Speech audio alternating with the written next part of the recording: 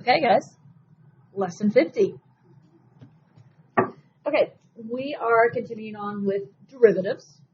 Okay, officially it's derivatives of composite functions, derivatives of products, and quotients of composite functions. So we talk derivatives of composite functions. I really kind of think chain rule, which we've already talked about chain rule, right? So it's kind of more on the chain rule. More kind of a streamlined version. However, before we do that, I want to take you through. It says remember using U substitution and take derivatives. I'm not sure we used. Did we use U substitution? Okay. Okay. I kind of see that in my mind as substitution. Okay. Yeah. So what? Okay. So let's look at y equals e to the 2x. Okay. When we talk U substitution, and again, I'm not sure how much I've done with U substitution this year. I think it comes up more around the corner, if I recall. But we know the basic function here is e to some power, yes? And so a U substitution problem could work such as doing y equals e to the u. And in that case, what am I using as u? U is 2x, right? Now, the idea here is, like we were doing chain rule in the past, where you take the derivative of both pieces. So, the derivative of, and I'm just going to use differentials here, the derivative of y, well, it's 1, but then I'm going to say dy. Derivative of e to the u.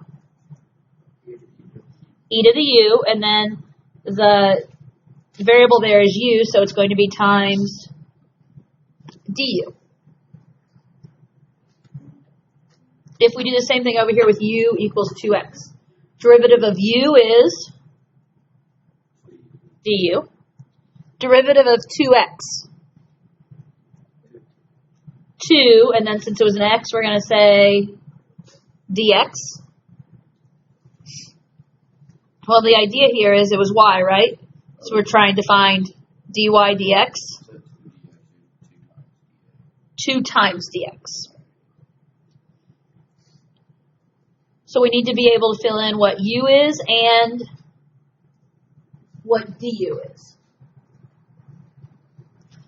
So if I leave it as dy for the moment, equals e to the, what was u? 2x. Times, what was du? 2dx.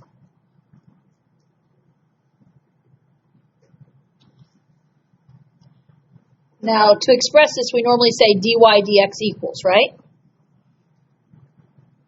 How do I get this so it's dy dx equals? This is e to 2x times 2 times dx. You can divide the dx over. So then if I divide the dx over, it's dy dx equals, what do we have? We have an e to the 2x, and we have a 2. So I'm actually going to write it as 2e to the 2x.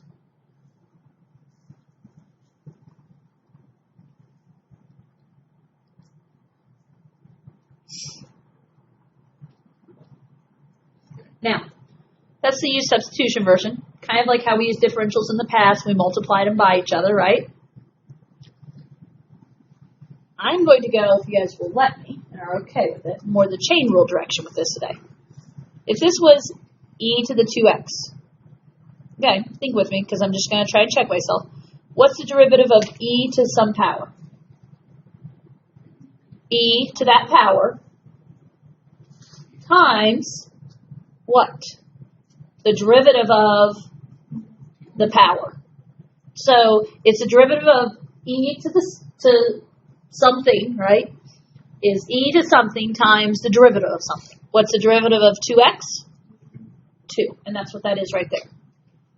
Okay? Again, this is a variation of how to do chain rule. I'm not going to go that direction so much as just practicing that chain rule of derivative of the outside times derivative of the inside. Thus the idea of composite functions. Doing the derivative of the outside function times the derivative of any inside pieces. Okay? So let's try example 1 here.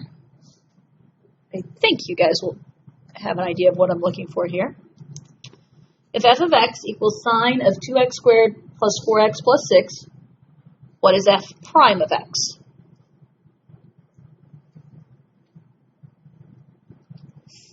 So what am I asking myself here?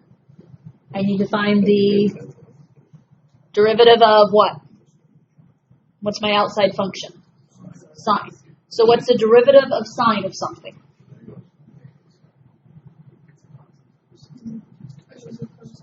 Okay, derivative of sine of something is cosine of something. So what do I do with that inside piece? It stays the same. Okay, so when you take the derivative of sine of something, it becomes cosine and that inside piece stays the same. So we did derivative of the outside times, we've already done the sine part, so now we're just doing derivative of the inside. So derivative of 2x squared plus 4x plus 6.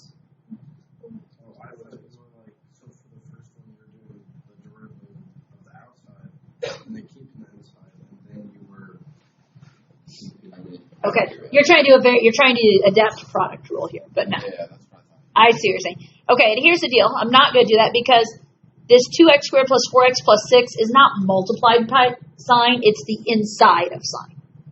It's within the sine function. I thought it was going to be close to that. Yeah. Okay, so hold on to the product rule thought because we'll get to it down in part B.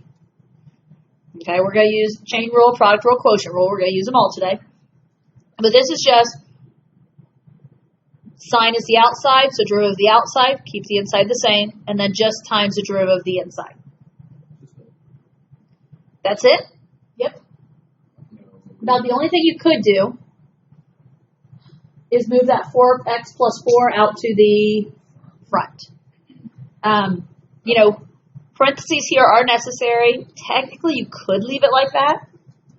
I'll be honest.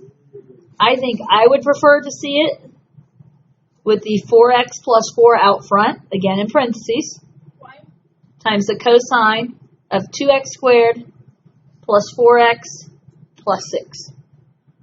Why do you like that? The 4x plus 4? Yeah. Just because if it's out front, we know it's not part of cosine. When you put things at the end, it's kind of, is that in with the cosine? So like, is it in with this trinomial or is it not? Now, again, I have my parentheses here, so it's not, but it's easier to tell this way. So we're not trying to factor it. You could factor it, but it wouldn't, in this case, it wouldn't do a whole lot. I mean, you could rewrite it as 4x plus 4 would be what? 4 times x plus 1. So you could write 4 times x plus 1 times cosine of that.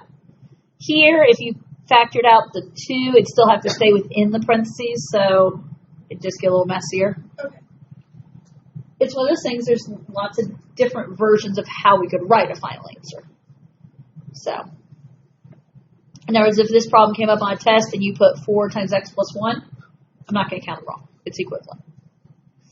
That's one of the things AP readers are trained when they're grading to, look for all possible equivalent answers. Okay, let's try the second example. G of x equals natural log of sine x.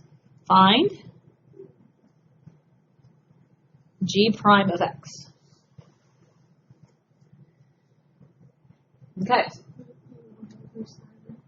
Okay, so right now we're asking ourselves, what's the derivative of the natural log of something?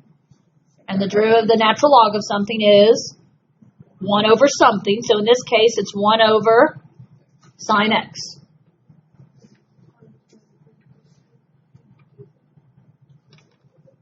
And then derivative of the inside. So my inside is sine. What's the derivative of sine? Cosine x. So that's using our chain rule there. Are we okay with that? Derivative of natural log of something is 1 over something times the derivative of something. Or we did the derivative of the outside times the derivative of the inside. Can we clean this up? Yeah. Okay. So if we make it a fraction, it becomes cosine x over sine x, and then you guys are a step ahead of me and already realizing that really we could just say cotangent x.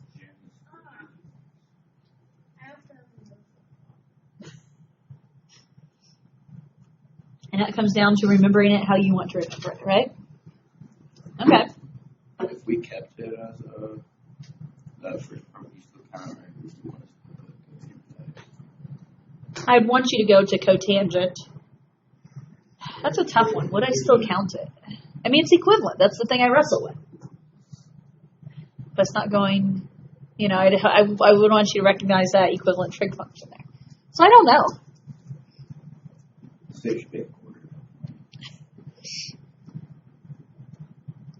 Okay. Example 3, h. H of x is x squared plus 4x raised to the 100th power. That's a lot. So be happy, all we have to do is take the derivative of it, right? Okay, so what I need you guys to realize, what is the outside function? Because remember, it's derivative of the outside times derivative of the inside. Okay, so the outside function that we're thinking of here is this is something to the 100th. And so if you need a side note, think of it like this. If this was, and I'm not using u substitution, so to speak, but what's the derivative of u to the 100th? Yeah. So if we do the derivative of that, it's 100 u to the 99. Yes? Off the screen. Okay, so now we're doing the derivative of x squared plus 4x to the 100th. So what do we start with?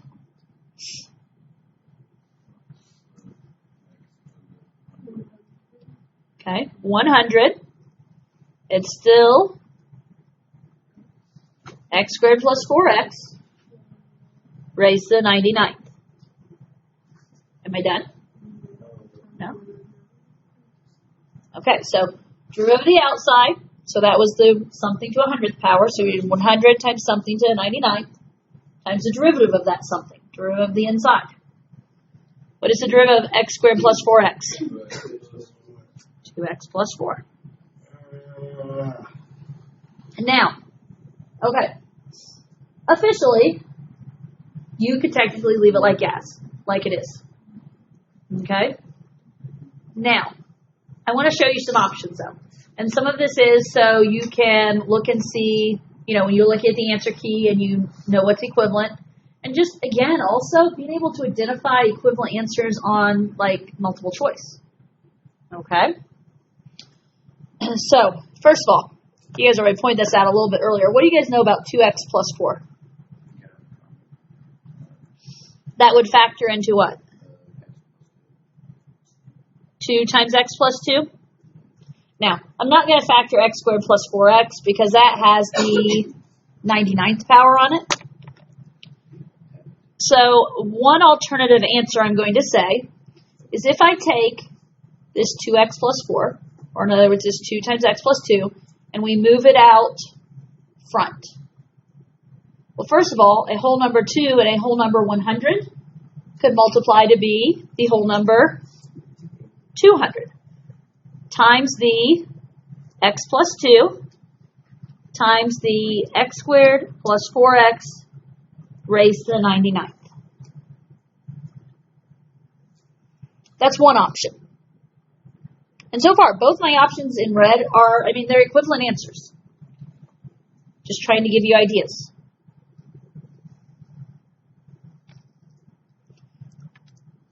We should do for a test that you get extra credit for just How many equivalent answers you can put on there? I like that. Let's see, did I have? You could. You'd be going back the other way, because since we kind of factored it. Okay, now, the first time through, I did not factor out the x here, right? I didn't want to, But here's an option also. There is a GCF of x in these parentheses, yes? Now, is it just an x if you factor it out, though? No, it would be an x to the 99th. So an option you have here is that we already have the 200 out there, right? If you factor an x out of these parentheses, the x squared plus 4x, you're not just factoring out a plain x, it's an x to the 99th. So you could write this as 200 x to the 99th. I'll put it out front there. Still times the x plus 2. And now instead of x squared plus 4x raised to the 99th, it's x plus 4 raised to the 99th.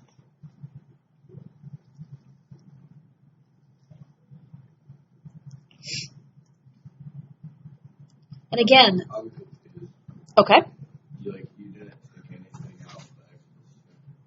I did not. No, the x plus 2, I just left it there in the middle. What I did is I factored out the x from here, and rather than having it in between two set of parentheses, which would be kind of awkward, I moved it out in front of this set of parentheses. So the x squared plus 4x, that x right there, raised to 99th, got moved over here. The x plus 2 is still here, and this now became x plus 4 to the 99th. Would you have liked it better if I put the x to the 99th right here in the middle of these two parentheses?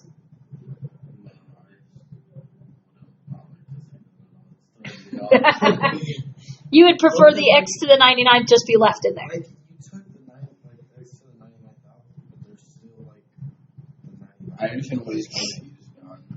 I don't get it. Well, because there's still, all of this was raised to the 99th. I factored out just the x. There's still a factor of x plus 4 here, and so it's also raised to the 99th. I mean, here's the deal. You can't just factor out a single x to the first here out of something that has a power on it. You're factoring that many out of that power. So, and again, honestly, you're fine with this one too as far as I'm concerned.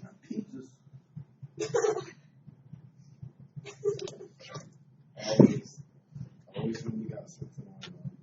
Okay, I just don't play this. Let's get through the lesson and I'll dig in my desk for a Tide stick. Or at least I usually have one at my desk. I think it's on Friday. What are you asking? Our test is on Friday this week. This last week is on Thursday. So we have Yes. one. Yes. Yes. Oh, yes, we want. Is that the last one? Or do we have one more? He'll be our last test. We might do one more lesson the following week just to try and get us a little bit farther. But yeah, you guys have one more test this 9 weeks. So, handful of homeworks, the test, and that's it. Dang, dude, I do not want to take this final. Can we just have really multiple choice? Like, Yeah. How many are going to be multiple choice on the final? Where you going? What's this goal? No, 0. Oh, no. Oh. We'll talk about the final exam sometime. Not right now though, because I want to get through this. So, okay. Part B is throwing in where we have to use product and chain rule, or excuse me, product and quotient rule, along with the chain rule. So, and this is something I know we need. Excuse me. We need to practice on. Okay. So I've seen some issues on tests with things like product rule and quotient rules. So, okay, as we look at example 4, f of x equals e to the x times x squared plus 1 to the 100th. What is f prime of x? Now, here's what I need you to identify. What do you see within this problem that's important to notice before we take the derivative?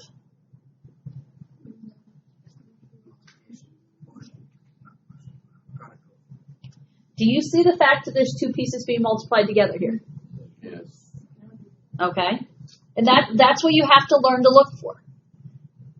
E to the x, is that something I can take a derivative of? Yeah, so that's part of our product right there. And then x squared plus 1 raised to the 100th. Is that something I can take the derivative of? Yeah, that's two different derivative rules. When you have to use two different derivative rules here, you have to, it's a product. Always. I think so. I don't know, I hate to, you want to know always, I hate to say always, and then you'll find something that, I mean, in this type of situation, yes. Okay, so, how's our product rule work?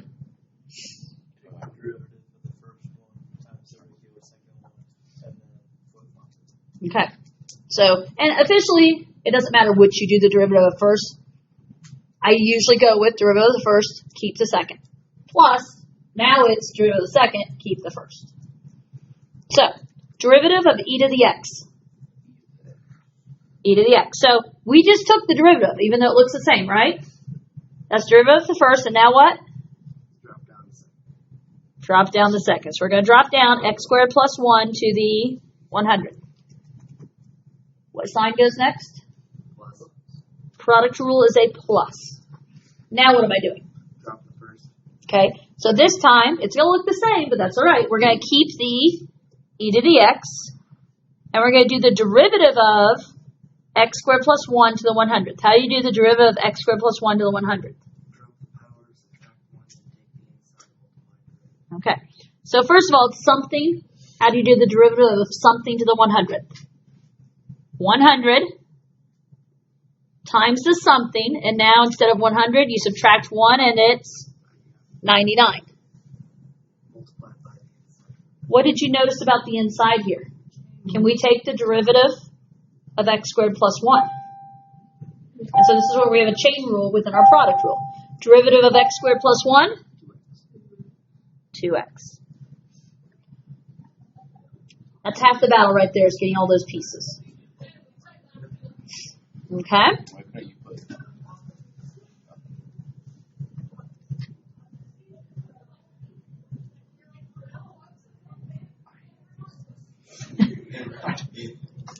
I mean, technically, we're just building on stuff you guys already know. Although we could use some work on that. You guys realize where the x squared plus, or the 2x came from? I wouldn't put it in. Yeah, why don't you just do 100 2x? Yeah. I'll go back and put it in there someplace. Oh, it's the same thing. Yeah. So, okay, so Put 2x. here's what I did, is in my brain, I'm going, okay, how do I take the derivative of something to the 100? Here's the 100, keep this as is, raise to 99. And then, what's the derivative of x squared plus 1? That's 2x. Now, we can rearrange this however we want. So you could have put 2x in parentheses there. Or no? You can put it out front of the parentheses with the 100. Oh, but It you doesn't go in the leave that parentheses. on the outside. Yeah. Now, let's talk about some options of how I could write this answer. First of all, let's go ahead and just do basic cleanup, especially down on that second. So my first term, it's basically good as is.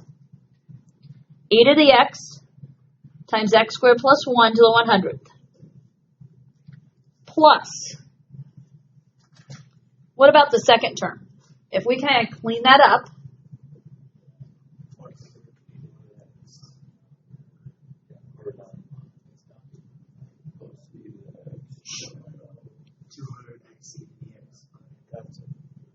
okay. So what we're trying to go for here is that e to the x, 100, and 2x can all be multiplied together. Are you seeing that?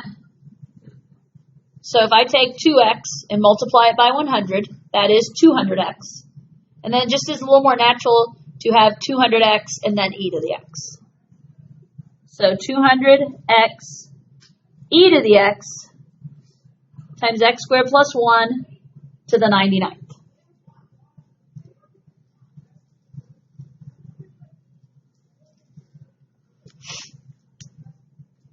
Now, I do need to show you a second option on this. And if nothing else, it's to understand the answer key tends to do this a lot. Are we okay with how I got that answer? Okay. What I need you to see, first of all, there's one big plus sign in the middle, right? So think of this as this term plus this term. Think GCFs with me. What do both terms have in common? Yes. E to the x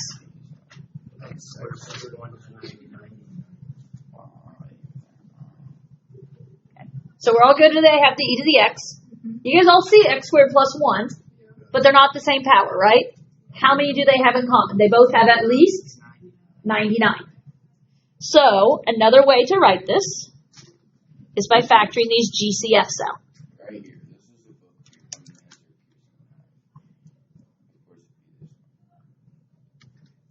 So they both have an e to the x. I'm going to put an e to the x out front. That's a GCF.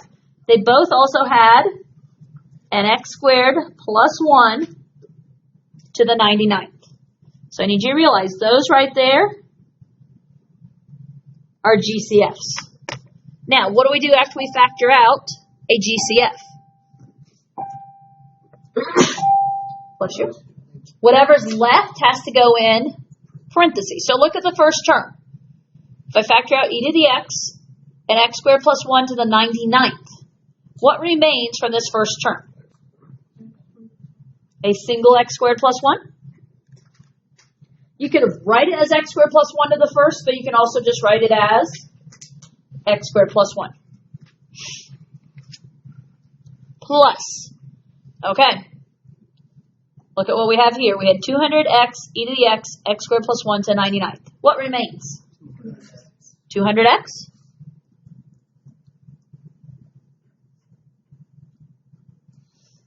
And this is an alternative answer.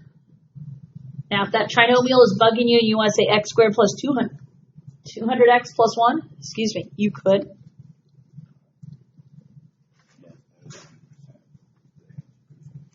But I will try and highlight when I show you the answer in our solution manual, I'll try and highlight both of these because I'm fine with that first answer. I have nothing against it. It's just you have to be able to connect answers here. Okay? Okay, ready for the back side? One last problem. Okay.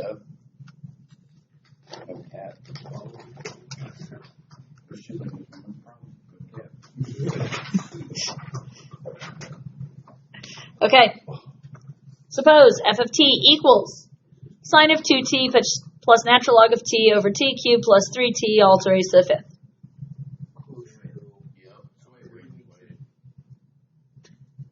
Okay. Okay. So, realize this is going to be a quotient rule. I'm going to give you a heads up. This one takes the whole width of my paper. Like the whole page or just to that one? Width. Oh. Like, for me to write out one version of this answer, I mean, I could write it smaller and it won't, I but thought you meant like this whole page. No. I was like, no, I get it in by the line. Okay, so, first of all, it was already pointed out that we need to think quotient rule. Now, keep in mind the lesson we're doing, it's going to be quotient rule mixed with chain rule, right? Okay, how's the quotient rule work? Is that kind of like how you did the ones on the worksheet? Yes. Yes. So, Okay, so what was it?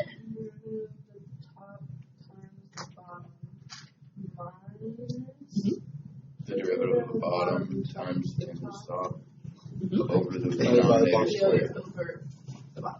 Okay, does that sound a little familiar, guys? has Riley taken his test yet?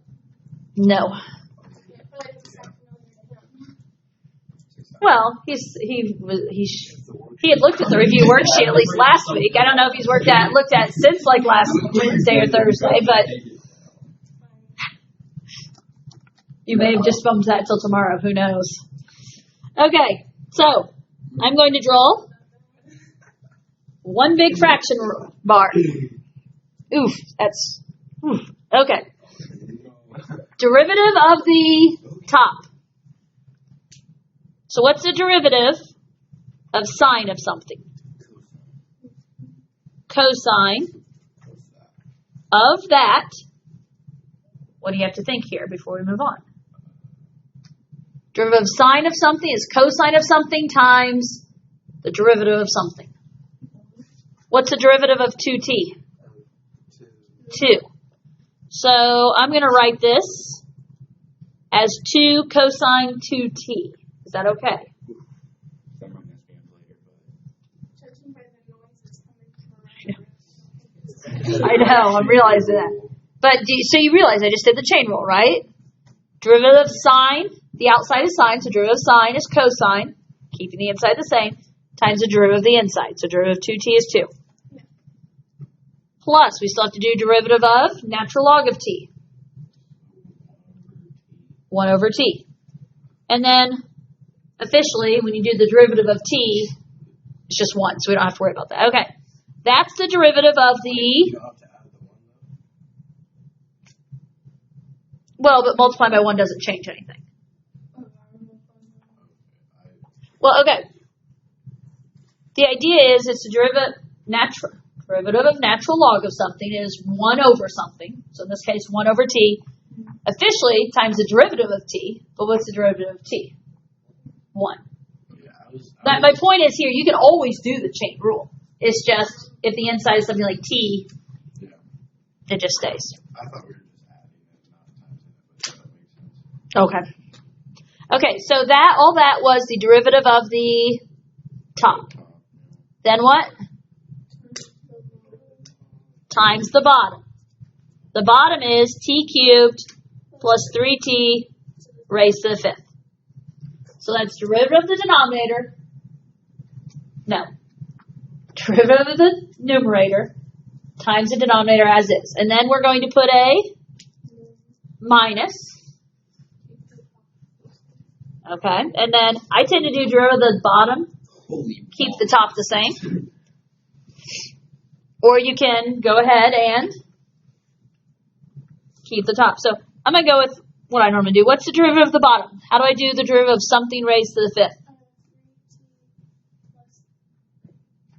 How do I do the derivative of something to the 5th? Put the 5 out front. 5 out front. Keep the inside the same right now. So t cubed plus 3t raised to the 4th. Now, times the derivative of the inside. So it's the derivative of the outside. Inside's the same. Times the derivative of the inside. What's the derivative of t cubed plus 3t? Yes. 3t squared plus 3.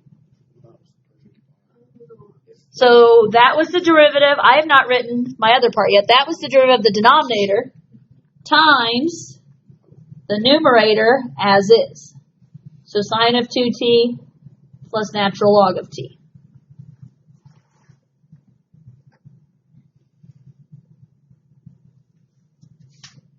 All over?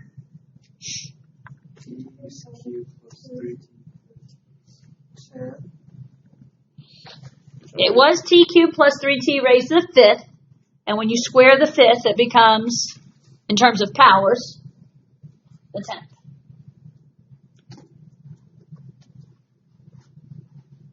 Circle. Wait. Where's the circle?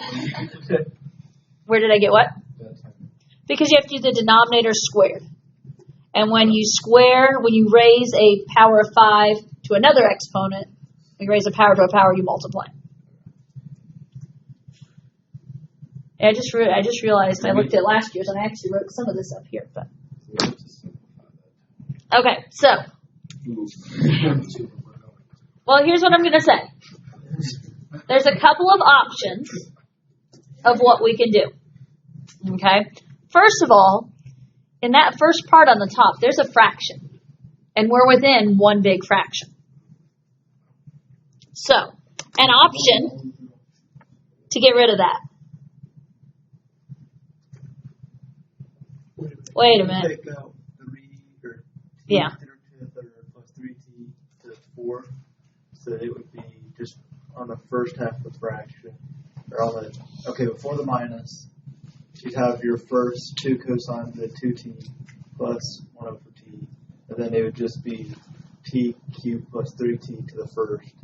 It'd be minus 5, and then you get rid of that second one, and then keep the 3t squared plus 3 and assign 2t plus all the rest of that. And then on the bottom, you should have 3t plus, or t cubed plus 3t, and leave it as the 6.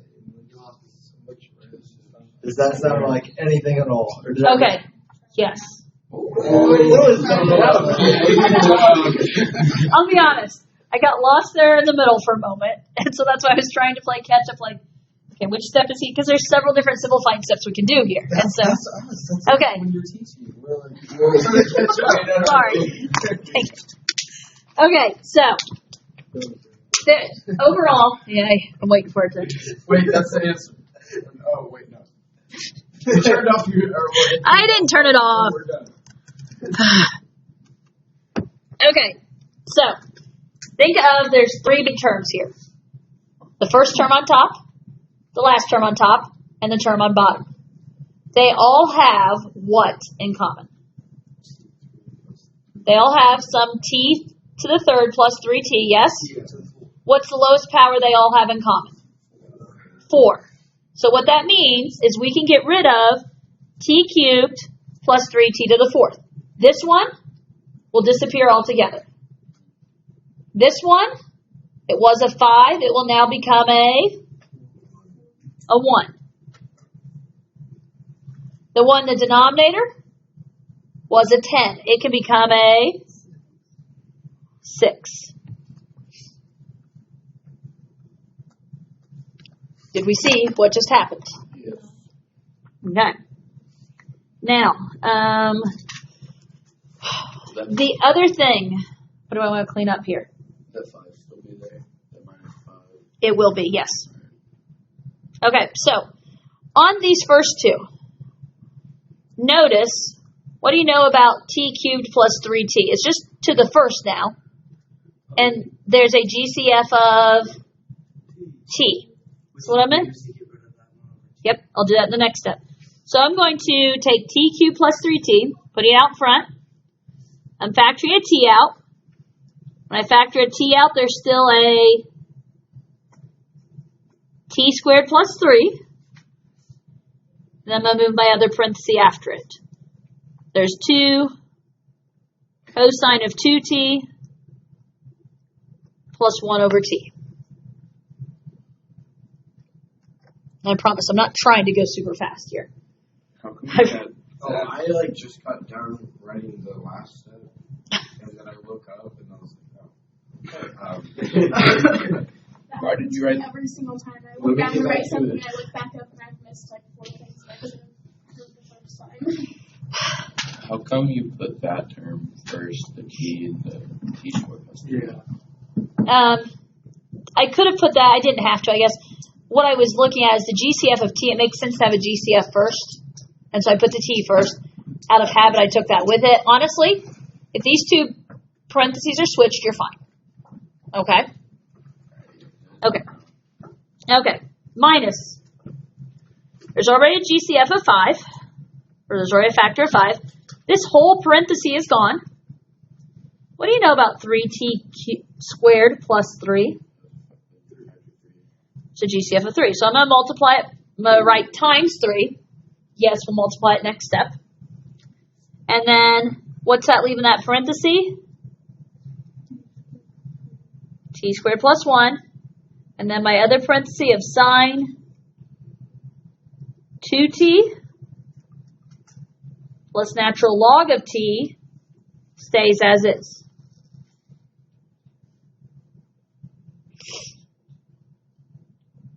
Wait.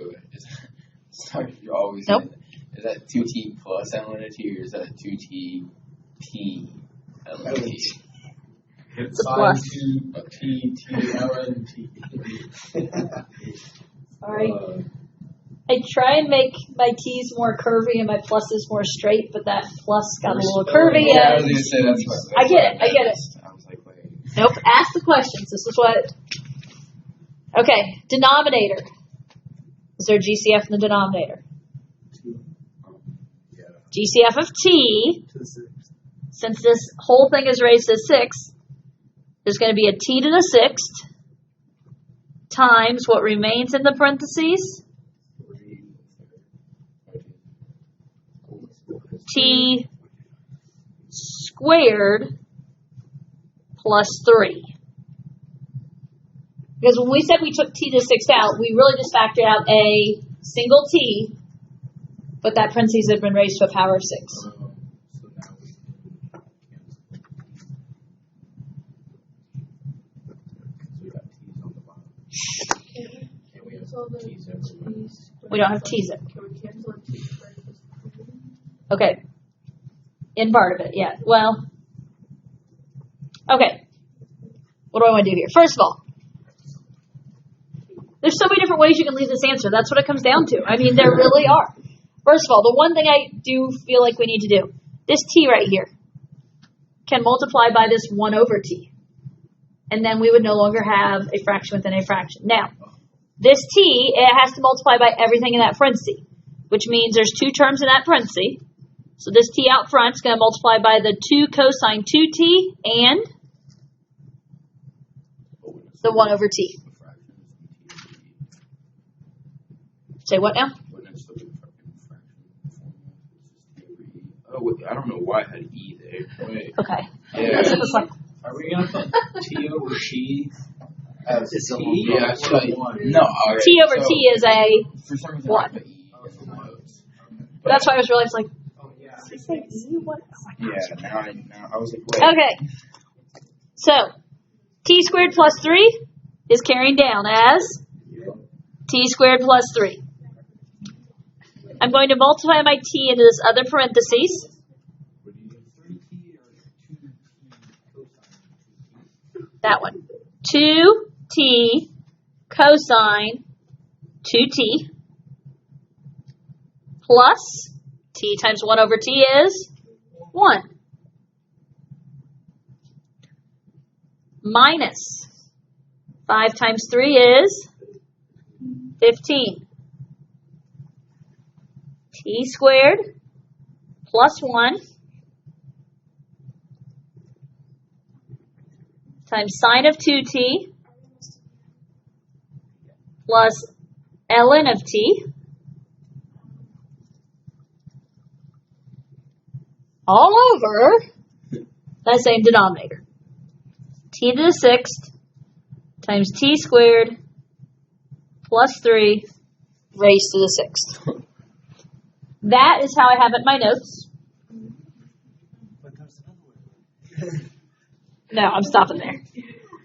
Unless someone specifically wants to talk about something. Yeah, keep in mind, that doesn't necessarily make the other pieces wrong. Wait, these were all different options for answers. I thought, I was trying to get to a cleaned up oh, okay. I version thought- where we don't have a fraction within a fraction. I thought that was the only answer for it. Well, and here's the deal. I mean, if you see one of the, I would not, like on the AP test, they would not necessarily count these other versions wrong. Because the AP test is very much, you can leave it messy, you can leave it sloppy, you don't necessarily have to clean it up. Just as long as it equates to the same answer. Exactly. To the point of some of the stuff that they would allow you to leave, majority of classroom teachers would never allow you to leave. I mean, If you have a T